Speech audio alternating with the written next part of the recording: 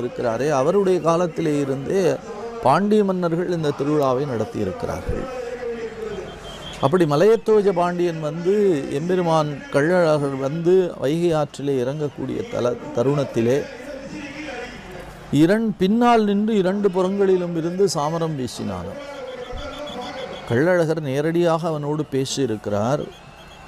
அவர் கேட்டாராம், ஏனப்பா முன்னால் சாமரம் வீசாமல் பின்னால் நின்று கொண்டிருக்கிறாய் என்று கேட்டபொழுது, நீங்கள் இப்பொழுது எவ்வளவு சிறப்பாக எவ்வளவு அருமையாக இங்கே வைகை ஆற்றிலே எழுந்தருளி எல்லோருக்கும் அருள்பாலிக்கின்றீர்களோ, அங்கே மண்டூக மகர்ஷிக்கு சாப விமோசனம் கொடுக்கிறீர்களோ, அதே போலத்தான் உங்களை தரிசிக்க, உங்களை பார்க்க, உங்களை பரவ, உங்களை பாட, உங்களை பணிய, உங்கள் திருவடியிலே விழுந்து வணங்க, உங்கள் நாமத்தை கோவிந்தா கோவிந்தா கோவிந்தா கள்ளழகா என்று சொல்ல